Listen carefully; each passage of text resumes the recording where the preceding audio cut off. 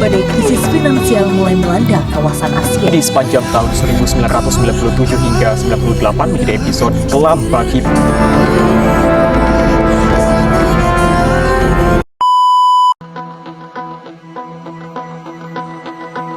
Kejatuhan Orde Baru diawali oleh krisis ekonomi yang melanda Indonesia pada tahun 1997 sampai 1998 sebagai bagian dari krisis moneter Asia.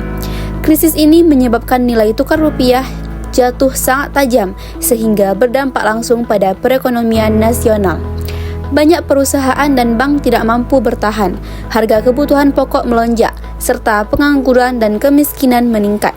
Kondisi ini membuat rakyat semakin tidak percaya pada kemampuan pemerintah Orde Baru dalam mengelola negara. Gerakan mahasiswa muncul sebagai reaksi atas kondisi ekonomi dan politik yang memburuk.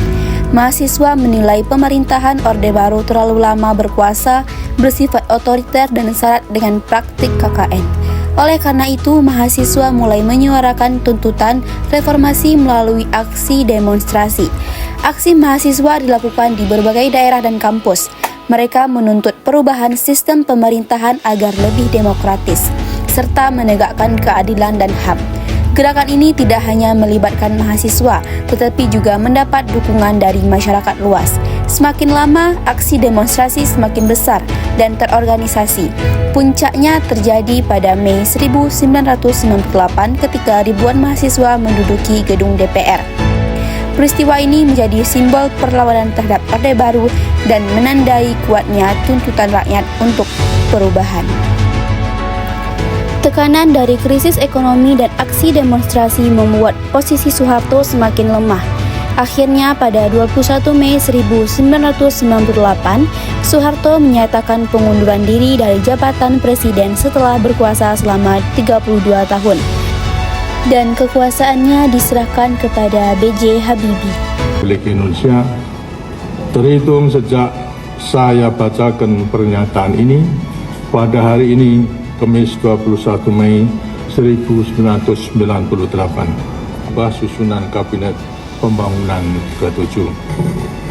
Untuk melaksanakan reformasi dengan cara yang sebaik-baiknya tadi, saya menilai maka Wakil Presiden Republik Indonesia, Profesor Dr. Insinyur B.J. Habibie, yang akan melanjutkan sisa waktu jabatan Presiden Mandataris MPR 1998-2003.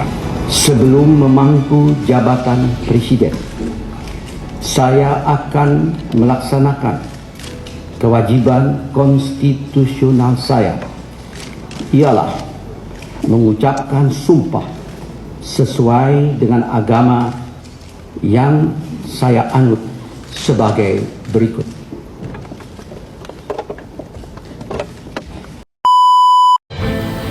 Orde Baru meninggalkan dampak yang beragam bagi Indonesia. Ada keberhasilan pembangunan, tetapi juga banyak masalah yang dirasakan masyarakat.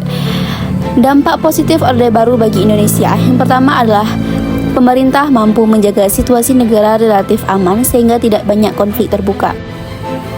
Yang kedua, banyaknya dibangun jalan, jembatan, bendungan, sekolah, dan fasilitas umum untuk mendukung pembangunan.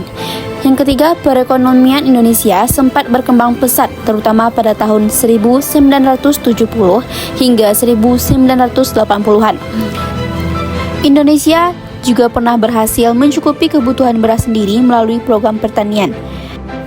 Sedangkan dampak negatif Orde Baru bagi Indonesia adalah adanya pemerintahan yang otoriter, yaitu terpusat pada presiden dan rakyat tidak bebas mengkritik pemerintah.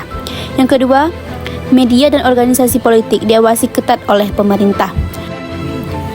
Yang ketiga, terjadinya pelanggaran HAM atau terjadinya tindakan kekerasan terhadap kelompok yang dianggap menentang pemerintah, serta kesenjangan sosial dan ekonomi, seperti pembangunan tidak merata sehingga kaya dan miskin semakin jauh berbeda.